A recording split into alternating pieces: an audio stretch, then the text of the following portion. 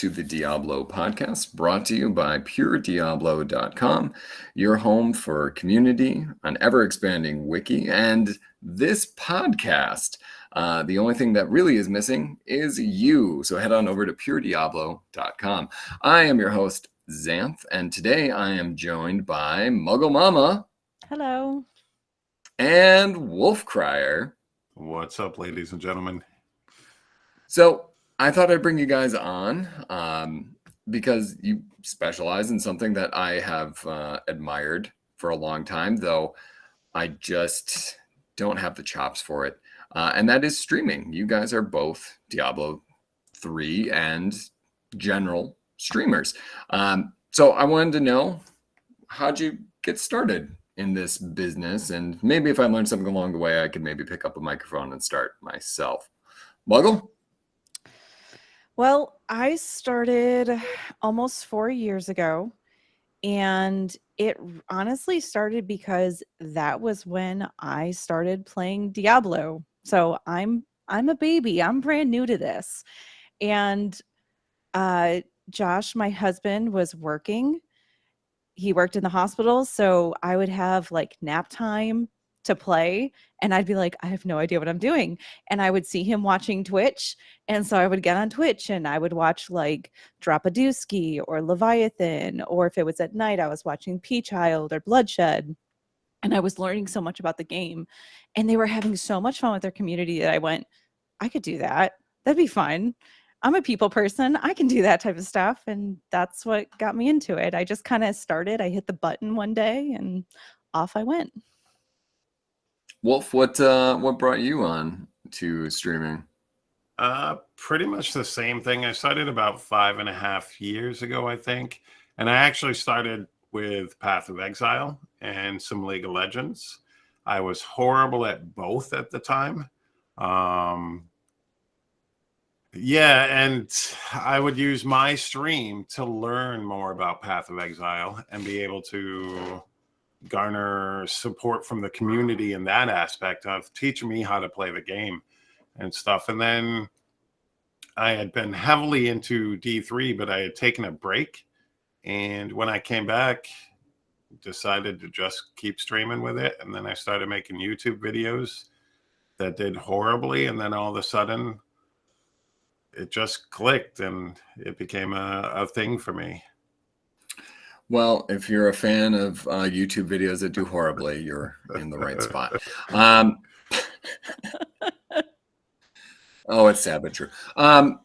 So before we go much further, we did have a few questions on Twitter, and I thought I'd poll you guys, and then we'll jump back into streaming before I forget about it, because I'm going to enjoy this conversation so much. I know I'm going to forget. So first, before, like I said, we get going, Diablo 4 is on the horizon. And we can do this like a flash kind of a quick round here. Diablo 4 is on the horizon. What would you expect to see out of a Diablo 4 Collector's Edition? And this is coming courtesy of Evan, Big Guns Gamer. Muggle? I honestly don't know. I've never seen a collector's edition anything, so I don't know anything. I know from other people that Wings came in it at one point, and I don't know if that was Reaper of Souls or the regular edition. I don't remember. So I've never bought anything like that. So I don't know. So this will be a momentous occasion, because obviously you're going to get one. I have a feeling I'm going to hurt a lot of people's feelings. I'm probably not going to buy one. Well, because, okay, look at it this way, right? Okay. For those who don't know, I stream with my husband. So automatically we have to buy 2 copies, right? Right. And D4 is going to be cross-platform. So we're already planning on getting it for a device for our children so we can play with our kids. That's 3 copies. That's a lot of money. And to get like collector's editions so we can all have the fun stuff, I don't know that we'll do it. It's not a must for me. I'm not that type of a collector. but you could be. I could Wings. be. Wings. And I do think you're right. Wings seems like a logical thing.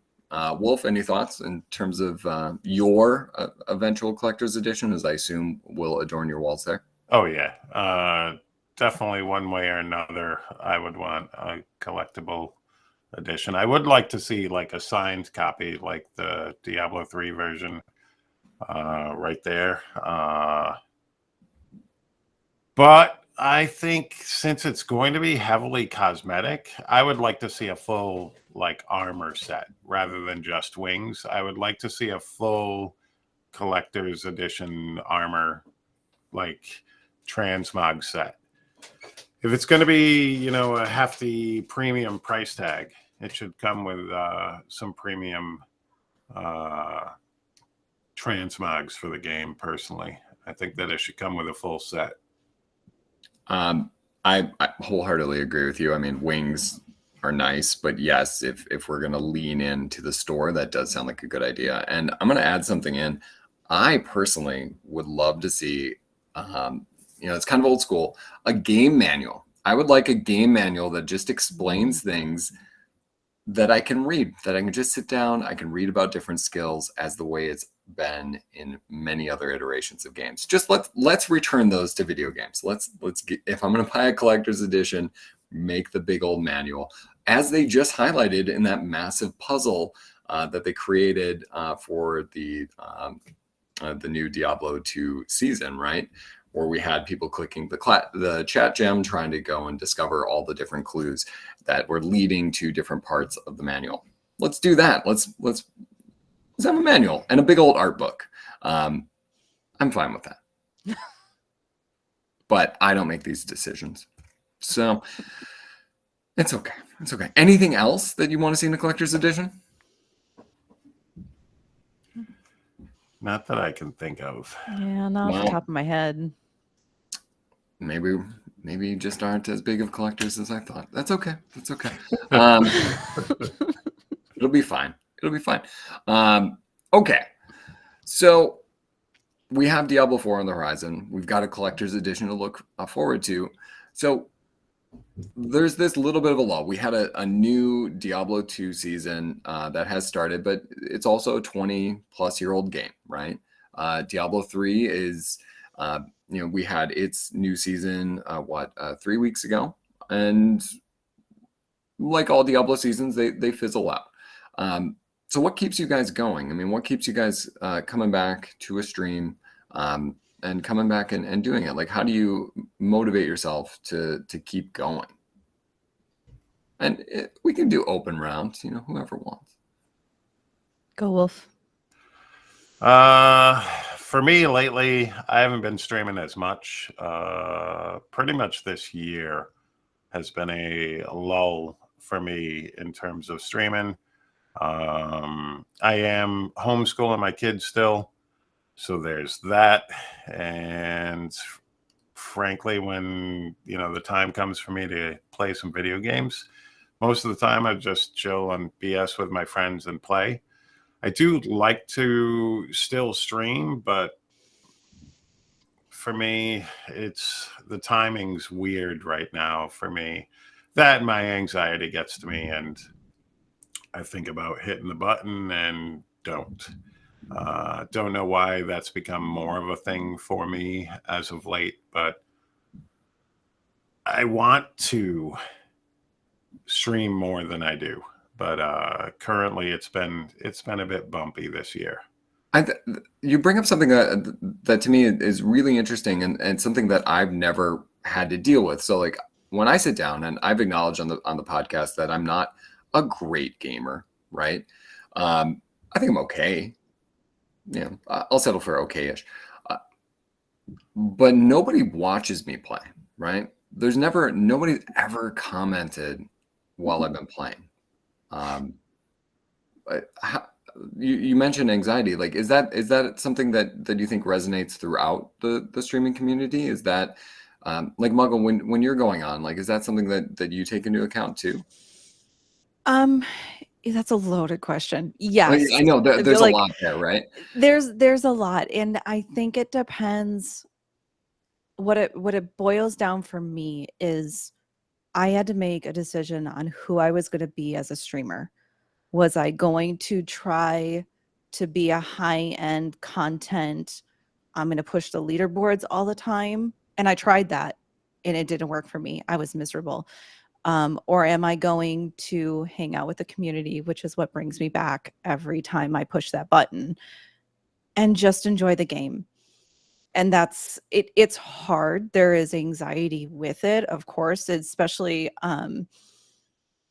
no disrespect when I say this to anyone out there who puts out guides on YouTube and whatever. It's really hard sometimes when you're playing a game the way you're enjoying to play it, and someone comes in and is like, that's not meta. That's not the way you play that. Why do you have that on? It's like, because that's how I wanted to play it. And that needs to be okay. And there's this niche community, niche community that's like, this is the only way to play the game. And it's really hard to be a streamer sometimes who doesn't want to play that way. And go ahead. I dealt with that a lot during my time, because I wasn't ever a top end streamer. Like, I can hold my own, like whether it's in Path of Exile or D3, etc. But when I first started streaming Diablo 3, I would have people come into my channel and be like, you can't do that. You're only like 800 Paragon. And I'm like, dude, I'm ranked 30. Like, sit down, because you're not where I am, and you're gonna backseat me. Like, there's a lot of that within the community. The community's great overall for D3. Mm-hmm. It's a very awesome place, but there are those people who come into your chat and they're like, you're doing it wrong. I'm playing a video game. I'm having fun. I'm not doing it wrong, because I'm the one having fun, and for me, the anxiety doesn't actually come from gaming. I've just dealt with that my entire life, with anxiety, and clicking a camera on makes it even more so. But yeah, that happens with gaming no matter what game you're playing. That's just the elitist atmosphere, that you have to do it this way, and you shouldn't be having fun if you're not doing it this way, which makes no sense. You can enjoy the game without being a top level player. Most people who play games are not even looking at YouTube or watching Twitch. The majority of players of any game out there don't even touch a guide. You know what I mean? Don't even attempt to advance in that way. And you don't have to if you enjoy the game. So, yeah. Yeah, no, I think that's good insight. I mean, when I first started doing this, like writing for the website a decade ago. But like the rule was just never look at the comments. Just try not to. And it feels impossible. It feels like a Sisyphean task to not, because like you are always constantly wondering about reception. So it is kind of interesting to get that from a streaming perspective, right? Because you guys are right. You're on the whole time. This podcast exists for a small hour, right?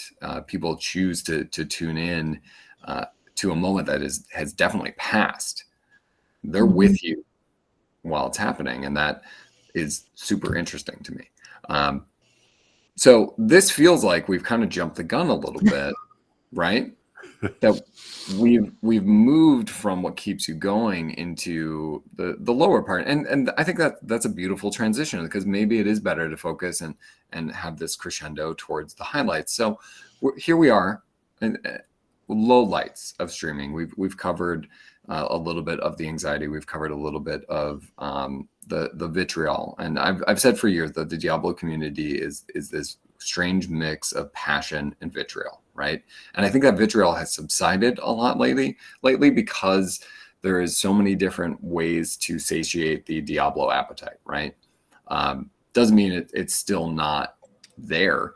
and ready to pounce when you are playing something off meta, when you are doing something that you're not supposed to, or something like that. But it can be a little bit of a arduous task to balance this community at times. So lowlights, outside of what you guys have shared, is there anything else that you would describe as being low that comes along with streaming? Did you know I'm balding? Did you know I'm bald? Yeah, I mean, I'm gonna side with Wolf on that one. No, but like I guess that's what I'm saying is like some of the low parts is having to deal with these trolls who come in. They're like, "What's wrong with her forehead? Why is it so big?" And I'm like, I think it's a normal forehead, guys. I don't have bangs. I don't know what you want from me, but you know, well, Muggle, I think you're hitting on something too of like, obviously, the spoiler alert, you're a woman, so that brings in a whole host of other issues that I imagine are hard to navigate as well. It makes the whole thing kind of hard sometimes because I mean, I guess we went there, so we're going to go there, but yeah, half the time they don't want to take me seriously because I'm not playing meta, and half the time they want to take me seriously because I'm female. I've had people come into my stream, Mugglemama, I'm pretty sure it's my stream, and they tell my husband that, you know, that chick's annoying, but I like your stream. I'm like, it's that annoying chick stream. Like, okay, thanks. And, you know, they get banned right away and, you know, we move on. But it sucks to deal with that all the time. And it's all the time. It's hard. Yeah, no, I and again, as a man, I would have no idea, and I'm not streaming. But obviously there is some inherent sexism when it comes to, well, games in general or society. But that's a different podcast. Unfortunately, Yeah. we don't know. I don't know if we have that kind of time. No, we absolutely do not. Wolf, anything in terms of those general lowlights? I mean, just trolls will be trolls, unfortunately, when it comes to streaming. I'd say both of our communities are what makes it for us. You know, we can toss out the random dude that's going to come in and call me old, or, you know, make fun of the gap in my teeth, or, you know, complain that Mugglemama is a woman, etc., and doesn't know what she's doing. But those people are not worth our time. So yeah, they just get banned right away and kicked out and gone, because our communities as a whole overlap quite a bit, I think. And they're just awesome people. They're just there. I mean, you can't always take the lowlights. I mean, I read comments. It's my worst thing between checking YouTube analytics. It's why I haven't put up a video in so long, is I would spend so much more time on the negative that are such a fraction of the positive that it was consuming me to the point where, oh no, I have a dislike on this video.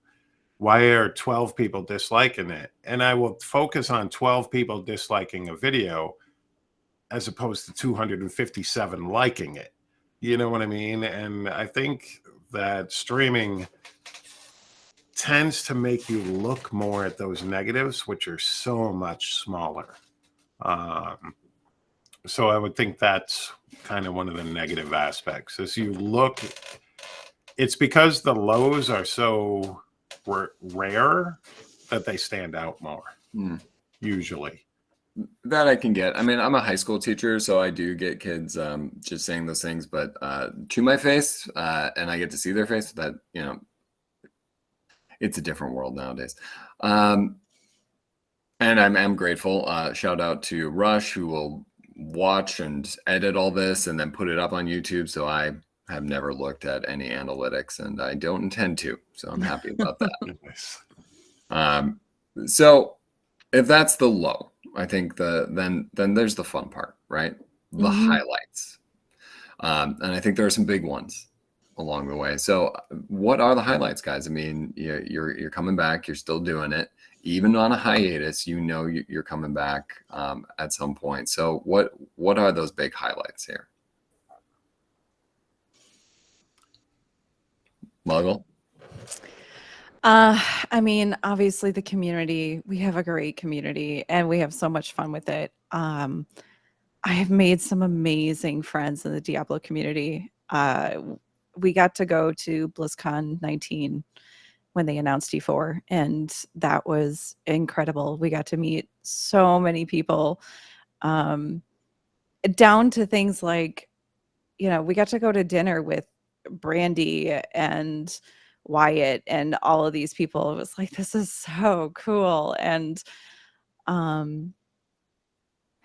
it's just been really fun. I love being here. I love being a part of the community. And we've had some amazing clears. Now, granted, we're not 150 people. We haven't done the GR 150 thing yet, but we also play hardcore and we're a little bit more casual, so we don't have the hours and hours put into it to necessarily. I think we hit 146 one year or one season, so but that's been a riot too, is how far can we push it before we die, and then the season's done.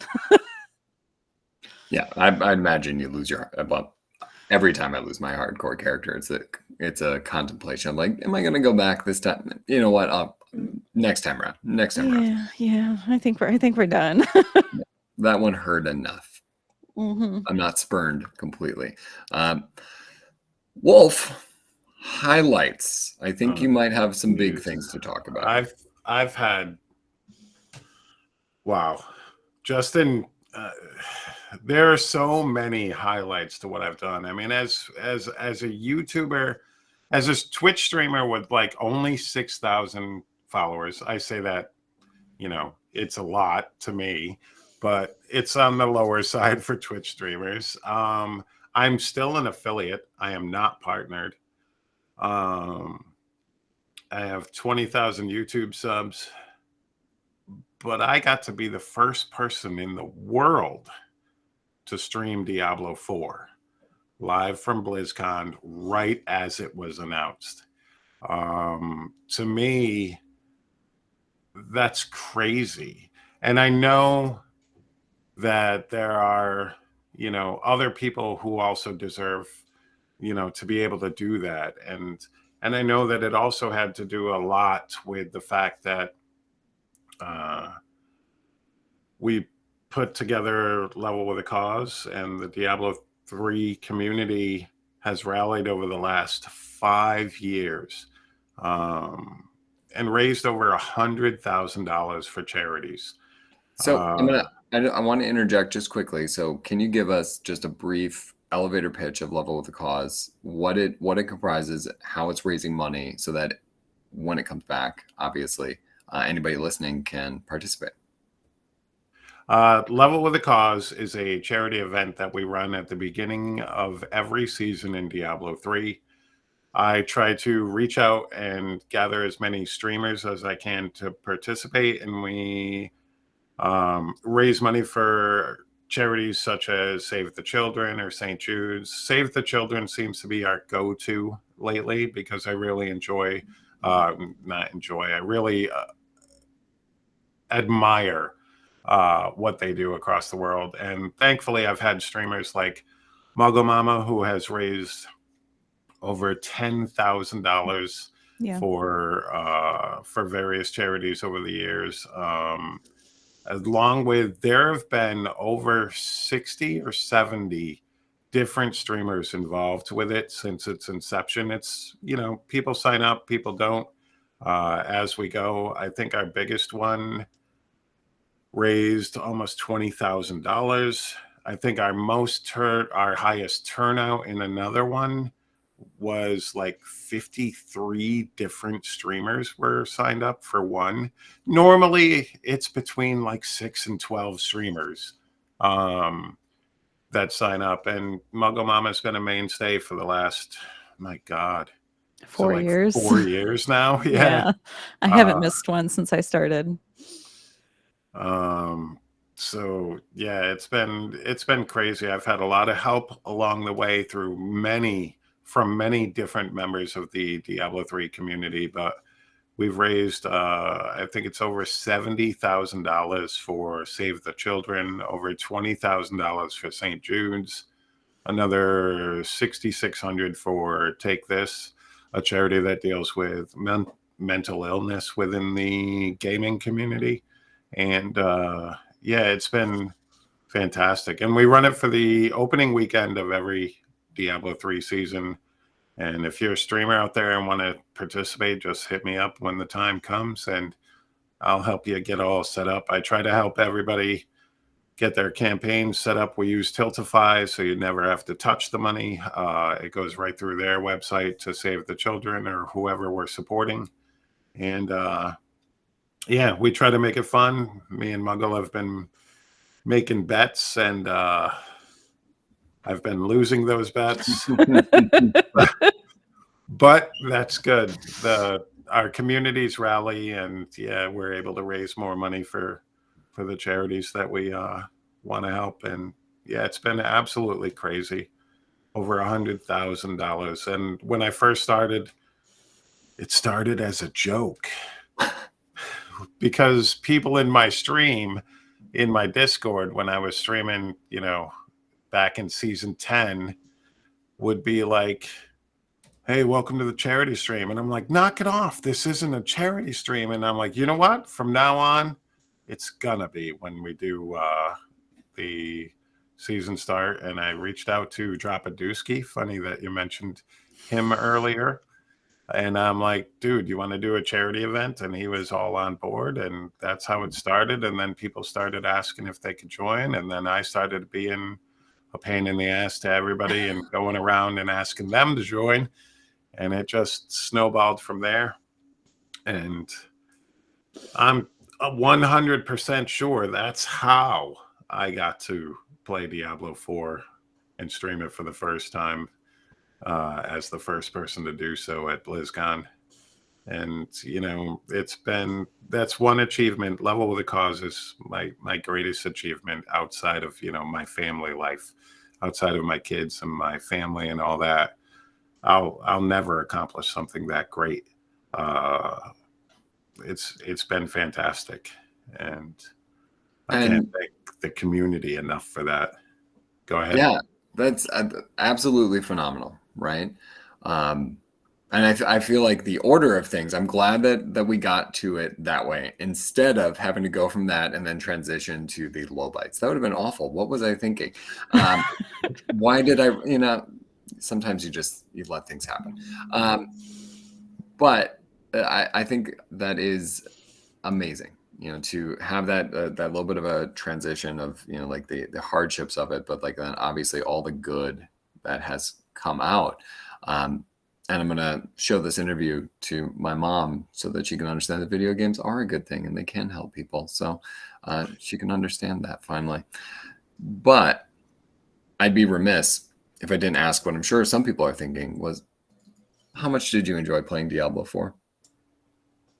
Oh, I absolutely loved it. It was crazy. That stream I played it that entire weekend, and like I would go back and play some more, but just that stream alone was crazy. It was, as far as the stream goes, I'll never have another stream like that either. I had like 11,000 people watching me, and I couldn't watch chat. Thankfully, my mods did such an amazing job during that stream. Like, I am proud of all my mods at the time. They were able to, keep the peace during it. And it was nerve-wracking, I gotta say, but I think I handled it okay. But the game itself was really fun. Obviously, you could tell it was an early version, etc. But it was fun. It looked good, and I can't wait to get my hands on it again. And Muggle just sent us a photo in the Discord. I'm going to pass that along, so hopefully it's going to be tossed up here as we're talking. That is very, very sweet. Yeah. Wait, where did you get that?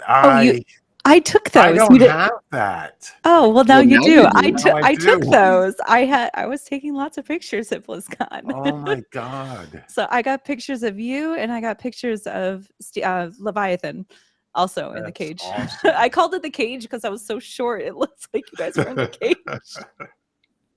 Good Oh, old I'm Levi. keeping that. Yeah, and now the internet's going to have it too. Mhm. That's awesome. That is absolutely awesome. So, you know, we have this photo here of you streaming, and, you know, if I were hypothetically to try to do this, and I want to preface to anybody listening, I'm not. I'm just not. I won't. I know myself. I don't know how you guys have kids. Like, I don't know how you do it. Like, It's hard. yeah. But let's say I did. Let's say I did. What is it that I need to do this and to do this at a decent level? Like, not you know, from a being good at a game level, but just like a setup, like computers, recording, all that kind of stuff. What do you guys have, and what would I need to get? Can I start this Yeah, with just one absolutely. thing? Yep. If you want to start it, you need a computer and a microphone.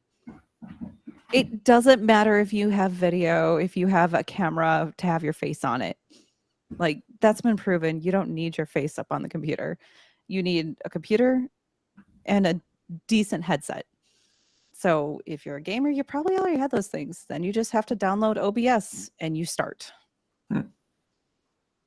That's Well, my 2 cents. no, I mean, like, I think that's good to know. We have probably way more than we need, because we do have we've got the microphones. We have 2 of these Shure microphones. Josh is the technical person, but we have a audio board thing, slider. We like, because we sit right next to each other, so we often have echo issues, you know, and people complain of the echo. So we have one of those. We have one of those now, so that we can eliminate that. And then I'm using an old camcorder as my video that I got when my oldest was born 11 years ago. So that's what I'm using. And it's working, right? It's working fine. Like, Muggle, I think that's good to hear. You know, if anybody is intimidated by needing to, you know, get a brand new rig and a whole bunch of fancy new recording stuff, like, obviously that's a high price of entry, right? Mhm. So I think that's good. Wolf, I mean, anything in tandem with that? I mean, not really. When I first started streaming, yeah, I had a 1080 Ti for a graphics card. My Logitech C920, I believe, which is still my camera. It's the first camera I ever bought. It was like $80. Boom.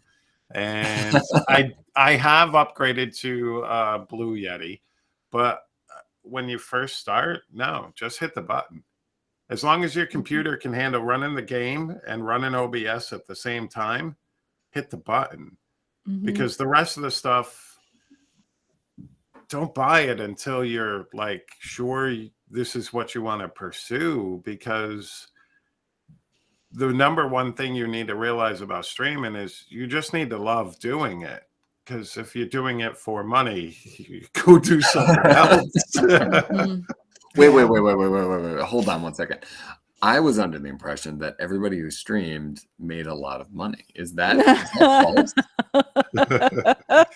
I've paid a couple of bills for sure, but mainly that's come from YouTube and some really generous people on Twitch. By and large, like it's a hobby, and it's fun, and do it if you want to, you know, create a community of people. I say the best thing that come out of my streaming and YouTube is the people I talk to nowadays. Because they're my friends now. They're, you know, they're people that I talk to on a daily basis now, are the people that I met through doing this. And that's been, you know, the riches that come, you know, because the odds that I'm going to be the next Dr. Disrespect is just not going to happen. You don't want to be him anyway. No, but you could have chose so many people. I could have. But Mr. yeah, Llama. I don't want you to That be I'm him going to be the either. next Mr. Llama SC. There you go. Yeah. But it's Yeah. just do it for fun, and definitely don't sink a ton of money in it until, do that as it goes. Start if you want to stream, just do it, because that's the best thing you could do. It's not going to be your camera that makes your stream what it is. It's going to be you. So it doesn't matter your equipment. If people want to hang out with you, they're going to do it regardless. Mm-hmm. That is such a nice little pep talk, right? Right? Like, people will like you. They'll hang out with you no matter what. Now, a side note on that, if you want more people to hang out with you, having a schedule does help. Yeah. If you're starting, Even if you're not starting, you tend to trail off once you start to trail off. But you it's still get understandable. People Your core. your core. Yeah, Yep. you get a core, and those people will always come back. But Wolf and I have both at one point basically pushed for partner, and neither of us got it. And I think at that point we realized, okay, let's just do this for fun, because this is not fun doing this push for partner thing. Like, That was Right. the most stressful time that I was streaming. yeah, Was pushing for partner, and I had all the numbers, but And for anybody who is naive, and maybe that's just me, what are the benefits of partnership? nothing anymore. That's the other thing. nowadays, yeah, Nothing. nothing. Stay an affiliate. It used to be like partners got all the emotes and affiliates got 3. And that doesn't even happen now. We can get like 15 emotes or something. I don't even have all the spaces filled at this point. Like, Yeah, you earn more emotes now by the amount of subs you get. So you can have almost just as many as, a starting out partner, because you Right. can max out the amount of subs that you get. Okay. And the cool thing is, like, you don't have to keep those subs to keep the slots once you Yeah. unlock them. So I have whatever it is, the 100 sub slot unlocked, but I haven't had 100 subs in 4 years. Well, maybe this podcast, with its awesome reach, will change that. But sure, it could. if you want just someone who doesn't have a schedule and likes to hang out and is casual, come hang out with us. I would hope that's why they're here, because we're not super scheduled either. This podcast did take a 3-year gap. So, I mean, things sometimes breaks are necessary. Oh yeah. Yeah, it was a pandemic and all that jazz. It's fine. It's cool. This is fine. Awesome. Muggle, I was supposed to ask you something. What's the number that comes after 8? 9. Oh, there it is. 9 ball, you are appeased. Just making sure. I told him I would, so I did. So I was actually listening to one of the podcasts earlier with him, and y'all kept getting tripped up. He'd be like, "That's a good number," and you'd be like, "Yeah, it is." And then I was like, "You missed it. You totally missed what he was going for there." I knew exactly what he was doing, and I was moving past it. I wasn't going to give him that much satisfaction. Just we're going to keep going. When you talk about the community, we're talking about 9 ball, so it's only fitting. I love a lot of the people that I get to interact with. 9 ball, I'll highlight you. Hopefully you're listening. Hopefully you're not. You're getting married. Like, just enjoy that. What are you doing listening to this?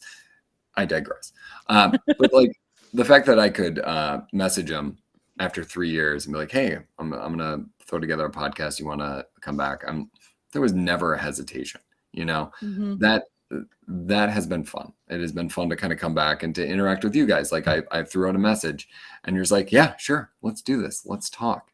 That's awesome. That's the fun part of this. So if you are out there and you are thinking of streaming, there are a lot of good people.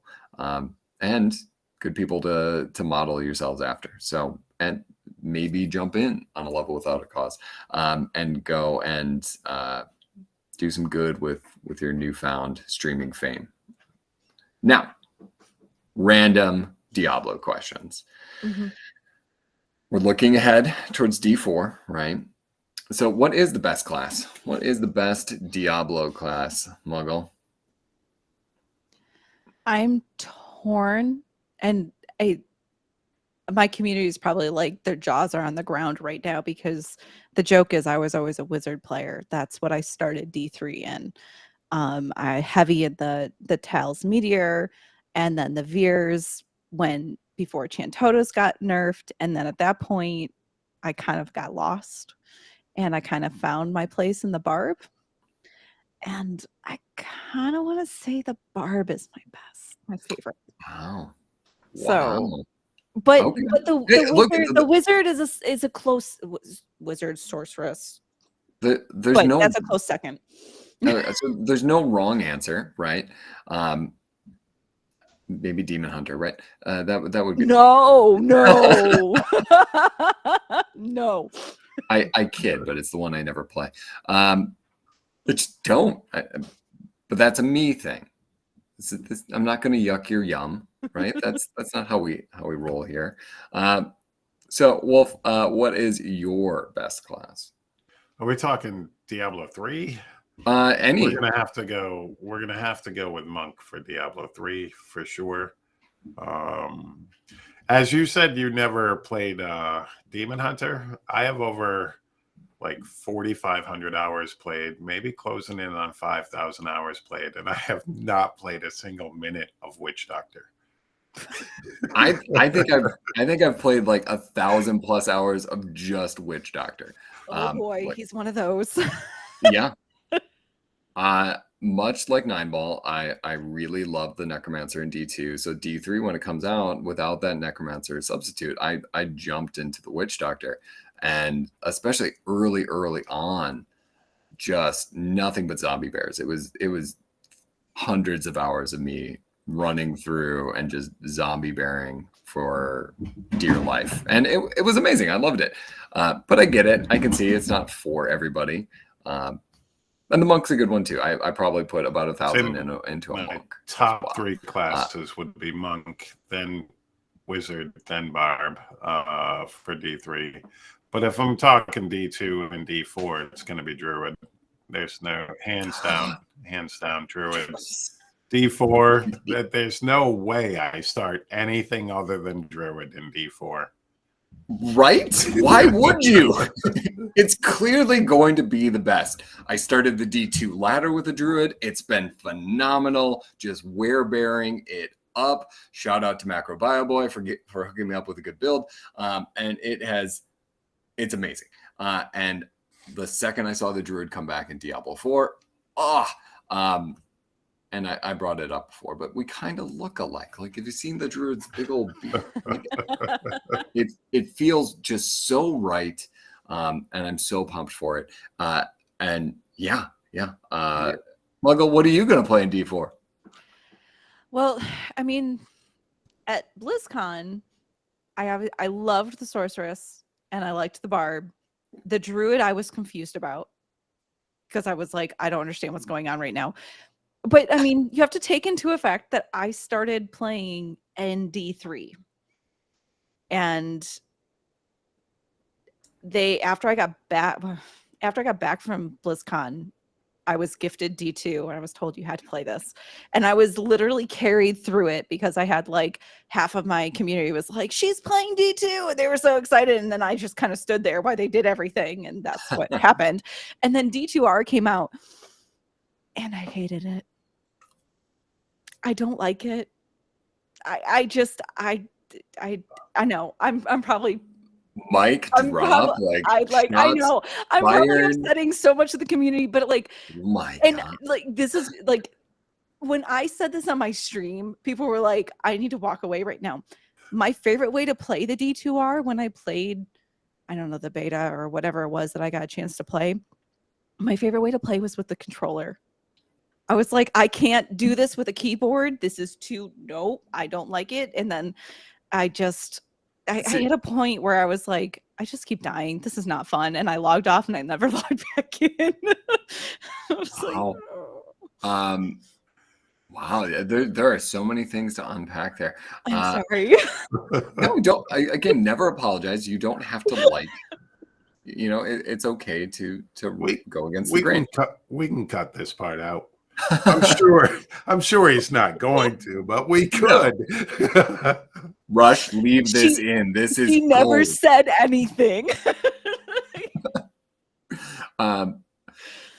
Yeah, there's a lot there. I think it is interesting, like the controller aspect of it, because I have it for PlayStation, and I just like I'll play D3 with my son on PlayStation, and it works so well, right? But I'm so ingrained to a mouse and keyboard for Diablo 2. Like that was how I played it back in the day. But I will say, like, so you're coming in with only a few years, right? And never having played D2, my son cannot get into it. He started with Diablo 3. So Diablo 2 is just, it is too slow for him. It is like, it doesn't feel as rewarding. And I'm basking in rose-colored glasses when I play it, because like I'm transported back to being, the 16 young.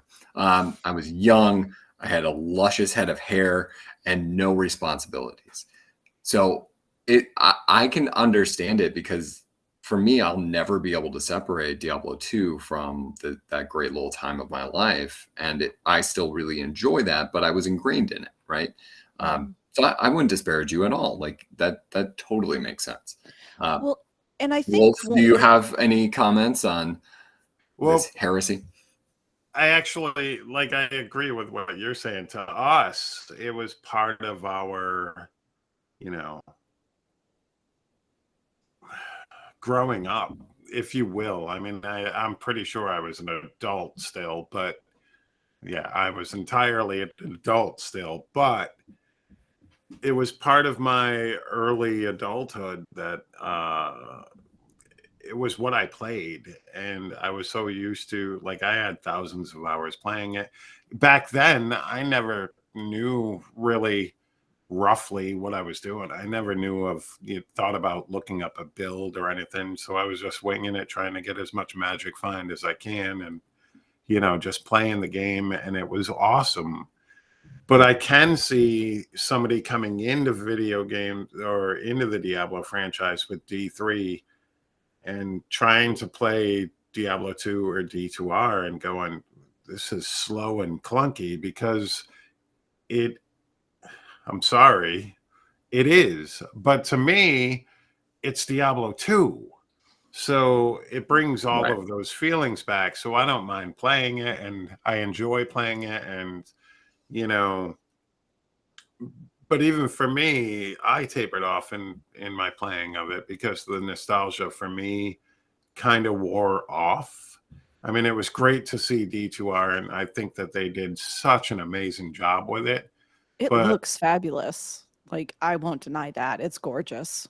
But it's not as fast as, PoE or Diablo 3. And so I bounce between those mostly. I'll probably play some D2R as well, here and there.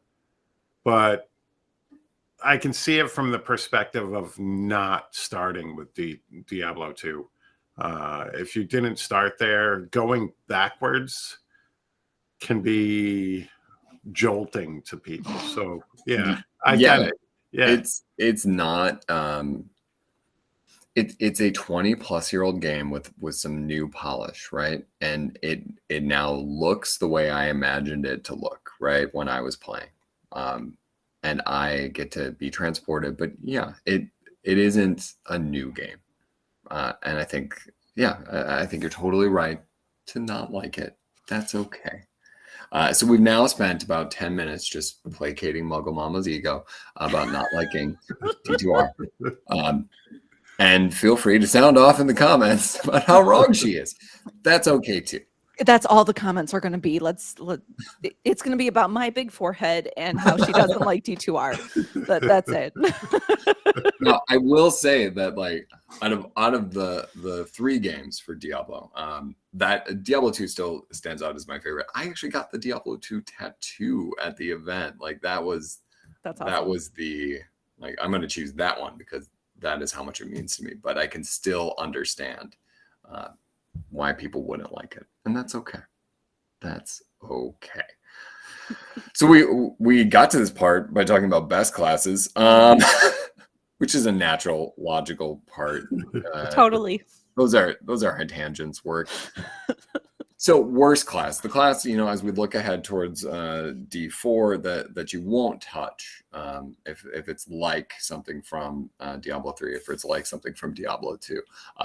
I will go first. Like I said before, Demon Hunter just wasn't for me. I actually am kind of intrigued by a rogue. So it's the Sorceress. For D4, Sorceress is the one I'm not looking forward to. It just doesn't do anything for me. It's not a playstyle that I haven't tried before, where like Druid having a whole game off is intriguing to kind of come back and see what they do with it. Rogue being just a little different than a Demon Hunter. It doesn't feel as crossbowy, and even Barbarian I'm okay with, just because I had avoided it. But worst classes for you guys? I would say for me, probably personally for D4, I probably Rogue would be the last one I touch, because Sorceress felt so good at BlizzCon that I could not play Sorceress. Barb is on the lower end, mainly because I don't really super care for a lot of melee classes outside of like the Druid. So I would say those 2, Rogue and Barb, would probably be my least played. But we'll have to see. Witch Doctor in D3. We're back to him. Yeah. Yeah, it's just I could never get into it. I know, some of my friends are like, you're crazy, but it's just a class that I could never really get into. Like, even watching videos or streams of it, like, nah, I can't handle that because it just doesn't look appealing to me. Even challenge rifts are like, oh great, it's a witch doctor. Let me guess, I'm gonna turn into a chicken or turn into a ghost and run around and hit a bunch of buttons and stuff's gonna explode. All right. You just broke Tony and Anna's hearts. I did. I'm sorry. It's okay to not. It's okay. We're not going to spend 10 minutes making you feel better about that, but it's still okay. Muggle, worst class. I mean, in D4, I'm intrigued by all the classes. Druid is probably going to be the last one I try, if I'm being honest. And then probably a close second to last would be Necro. Not because I dislike the Necro, but just because I am intrigued by the Rogue, and I already know I like the Sorceress and the Barb. So that'll probably be my order of the top 3, and then moving on. D3, Crusader. I think I got about 20 hours on the Crusader, and most of those were spent in town while people were leveling me. I have no desire to play that class. I remember when it came out, obviously with Reaper, and everybody was a Crusader. I really enjoyed the Thorns build when that was happening, but I quickly was spirited away to a Witch Doctor yet again. So I don't mind the Witch Doctor. I really don't. I forgot Crusader existed there for a bit. I would have to say that's my second least favorite class in D3, and I've actually played Crusader. Like, nah, it just doesn't do it for me. Sorry, Anime Disco. So now we're at the part of the podcast where we just insult other streamers' favorite characters. I think that's fine. I think that's okay. Like, they made crappy decisions and didn't choose a witch doctor, so that's okay. That's okay. So we're getting down to the end here, and there's a couple things left, but I think they've kind of worked their way through. But maybe I'm wrong. So I did invert the order. Let's flip it. The worst Diablo moment. So you guys have put a lot of yourselves out there while streaming. What is the worst? And I'm thinking more in game, right? Worst in game. But if you want to go outside of game, sure, that's fine too. But so we'll go worst Diablo moment. What is that? Muggle, you look like you're contemplating. Wolf, you look like you know. Well, I did, but now I'm not sure. You can do in or out of game. Either one is fine. Wolf, do you have yours? Nope. Okay. I don't remember what season it was. There was a season, and when we lived in Savannah for the majority of my streaming. So we had solid fiber, 1,000 gig internet. Like, it was solid. We never lost internet. And it was like the last day of the season. I was not streaming, but I was playing and recording, planning on putting it on YouTube. And I had just augmented my wizard, like high gems. I was going for a top 10 clear. Like, I was pushing. I had dropped my Karini, like trying to get more damage. Like, I was playing balls to the wall damage in hardcore.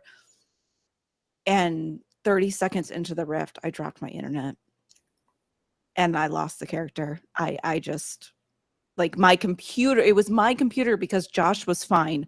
My computer just decided whatever it was going to do something. It completely lost internet and I lost my character. And it was the most feel bad moment that I was like, well, there goes season. I was like, I'm going to sign off and we're going to go, I don't know, cry in the bathroom. I don't know.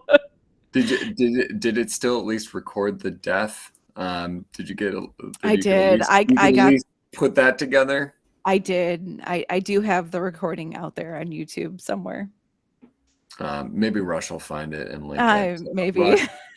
Rush, let's really let this moment live a little bit longer. Unlike the character, Wolf. If we're going for in-game moments, it was probably. I forgot what season it was that I went really hard on hardcore. I've had a couple of really bad hardcore deaths. I remember I was pushing the leaderboard, and I remember saying in the stream, because we were doing really good. We were way ahead of the rift, but I knew that I was going to struggle against the boss, but it was close. And I knew I needed a power pylon. And I remember saying in the chat, there it is, the power pylon. And then I died. Oh, no. It was because I knew I should have just, and this was like my last hurrah with my character. He was fully augmented, fully geared. I was never getting this gear back in time to do another push. And I stepped into the floor, and I remember thinking to myself before that I should just call this rift because it was full of blazing guardians.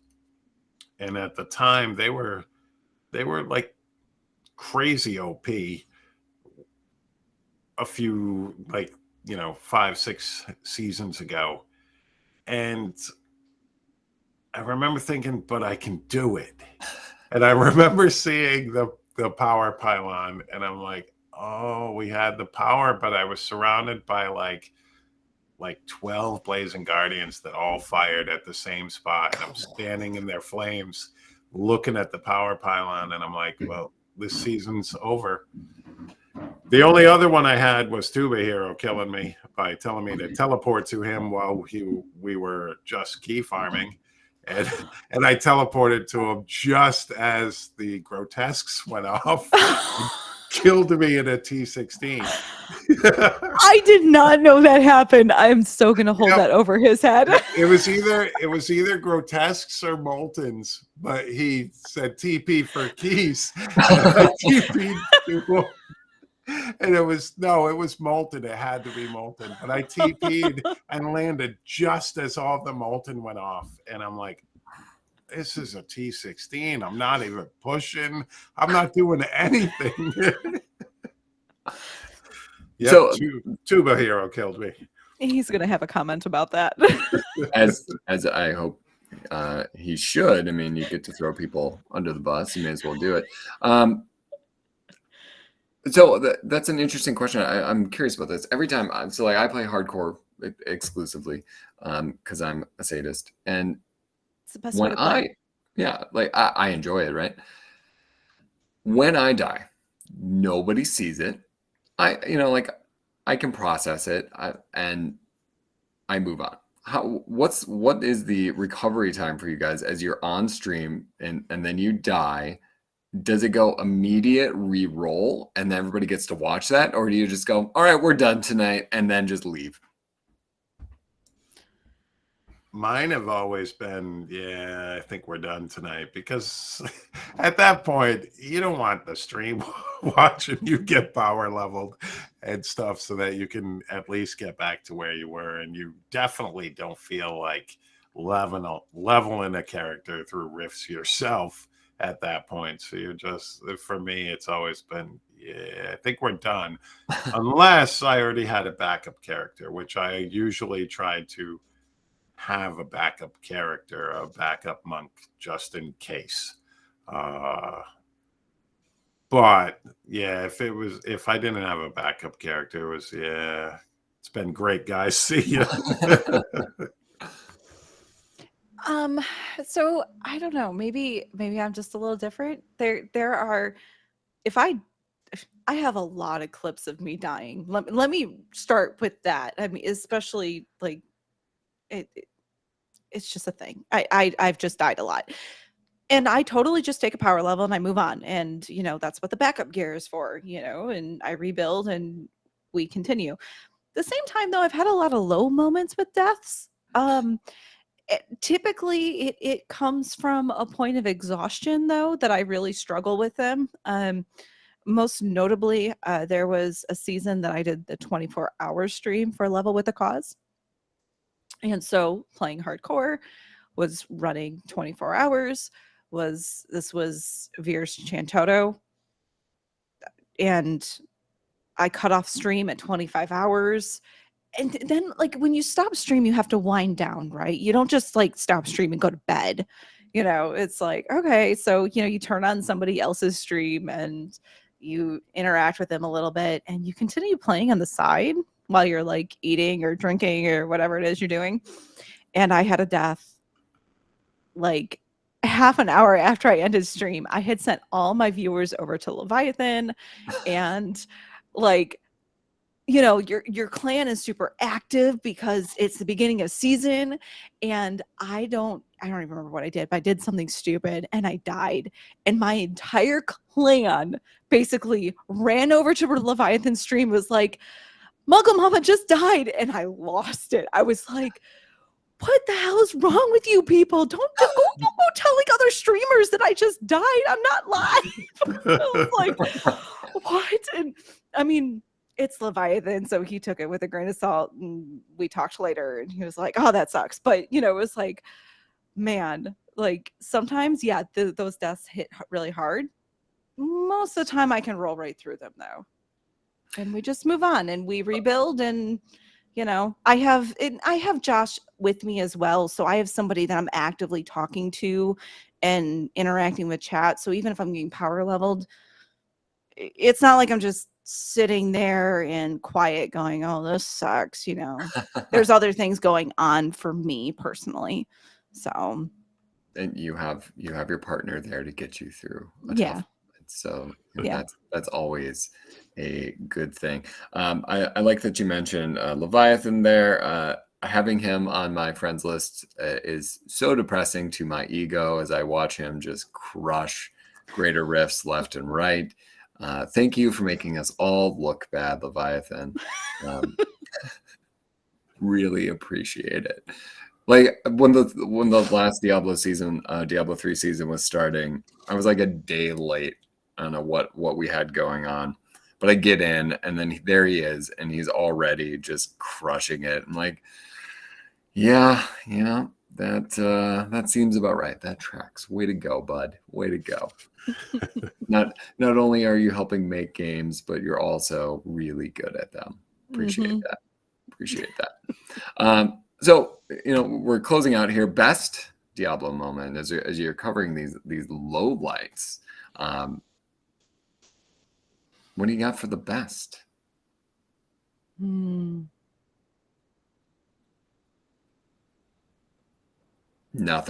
It's never. I'm just trying to like. I had several seasons that I was top 25 hardcore whiz. That's awesome. But I haven't pushed much recently. We did the group 146, and that was amazing. That was so much fun. So I guess those. Wolf. Playing with my community for the most part. I will say that one opening season, I did make a push and was able to achieve and hold rank 1 monk for about 8 minutes.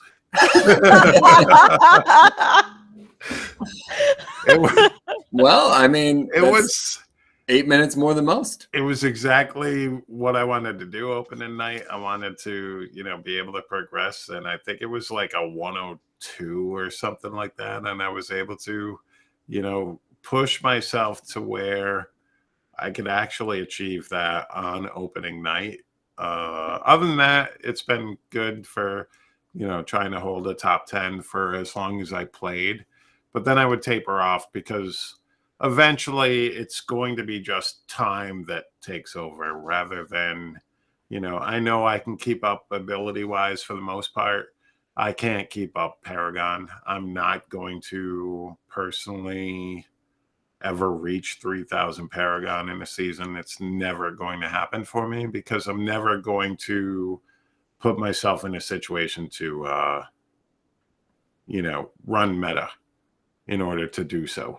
I'm never going to put myself in a position where that can actually happen just because of my play style, etc. But I have fun trying to push the leaderboards for as long as I'm playing a season. And that's what I enjoy from it. So I will push with whatever build I'm running. Usually it is going to be the meta build. But as far as XPing, I'm never going to, optimize my time proficiently in order to be able to do so. So that's usually when I taper off, but I can hold my own top 50, top 25, and occasionally top 10 for 8 minutes, number 1. Rank 1. And for 8 minutes, rank 1. Hey, as long as you have video of that or you've got a screenshot, it lives on forever. No one can tell you. It's on Twitter somewhere. I like that you had it. I'm just imagining you there with a stopwatch, just being like, there it is. It's a new goal for the next season. So speaking of next season and looking ahead with Diablo 4, Path of Exile 2 on the horizon, what are your plans in terms of your stream and all of that? Where are you going? What you gonna do? I know I personally am going to continue to level with the cause with Diablo 3 seasons, probably move that on to D4 when it comes out. I do want to stream more, like I've said earlier tonight. I want to get back into my groove. And especially when D4 comes out, I'd like to, make another push towards making content to help people. And that's pretty much going to be it. I mean, I definitely can't wait till Diablo 4 comes out. I'm looking forward to Path of Exile too, because I do play a lot. I have over 4,000 hours in PoE as well. I play a lot of video games. And no, that's great. And like I think Path of Exile's existence is a good thing for Diablo. Iron sharpens iron, and I think they can iterate and make each other better, right? Like it doesn't have to be a camp kind of thing, like you don't have to choose one or the other. Having them coexisting is nice. I will say that I'm looking more forwards to Diablo 4 than PoE 2. Diablo 4 is like the one game I don't think I could ever be as hyped for any game as Diablo 4. And that's throughout my entire life. I was hyped for Diablo 3, very hyped, but nothing like D4. D4 is looming on the horizon, and I can't wait. I can't wait to jump into it and hopefully bring my community with me, and we can play some games and have some fun and jump back into Sanctuary. Yeah, and keep doing good, right? Muggle, Yep. Your plans? I mean, children willing. I would like to get back in. We're moving on Saturday, so we're in an apartment right now. We had just moved to Florida from Georgia, and after we move, I'm really hoping to get back into a routine of streaming a few nights a week, every other day type of deal. Not a ton, but kids throw a wrench in all the plans, of course. They do ruin everything. And it's they're getting such an attitude too, because they're like 11 and 7, and I'm like, okay, I know it's the exact same age as my kids, so I know exactly what you're Same doing. here. Gosh, 11 and 8 school. here. What is up with middle school? All right, we'll hold this for post podcast because sorry guys, we're gonna devolve into like, all right, now it's a parenting podcast. Who wants to? I came here for hard hitting Diablo news. So children willing, I am planning on continuing to stream D3. I am still playing Immortal, mostly free to play. I haven't bought the battle pass yet this season, so mostly free to play. Definitely casual in it, but I'm still enjoying that game. So when I don't have people to play D3 with, I'll be playing Immortal, because D3 for me is definitely group. I prefer it in groups. I don't, at this point in my life, I don't enjoy playing D3 solo. It's just where I'm at. I had a point where I loved it. I don't now. And then obviously I'm really excited about D4. I'm so excited about it. And I'm just crossing my fingers that my children will let me play it. So, that's where I'm at. Cause I mean, being mom comes first, unfortunately, but man, yeah, I'm so ready for it. You kind of have to do the parenting thing. It's what we all signed up for. But, as we alluded, they're all about the same age. They're getting to the level that they can play and not need you nearly as much. Classes. Yeah. I just wish they weren't so obsessed with Minecraft or Fortnite. So I've somehow managed that my children have avoided that, mainly because I don't own those games, right? So they have what I have, and that has been a blessing. Oh, keep it best thing you could have done ever. Keep it that way. Yeah, please, don't change it. I will do what I can. Like my son Finn was playing Stray the other day. He's played Diablo 3 with me, and he's content with that. I don't want to introduce him to the other worlds out there. There's your parent lesson for the podcast. Yeah, just keep them away from Minecraft. Please, and Roblox. And Fortnite. And Fortnite. And Roblox. Although. Uh-oh. In squads in Fortnite, I now have a 35% win rate. So, I mean, that's 35% higher than myself. Same. So, like, that's impressive. It's not 8 minutes as a number one monk. So, Let's not even bring up any other lesser statistics then. All right, guys. Well, I mean, first and foremost, thank you for coming out. And obviously, everybody should go check out Mugglemama and Wolfcryer when you guys are coming back. And I'll do my best. Let's pump out once you guys are going live when that's happening, so that people can come join you. And then it is the end of the Diablo podcast, so we do one thing all the time, and that is a nice little cascading moo. Moo. Moo. Moo, moo, moo, moo, moo.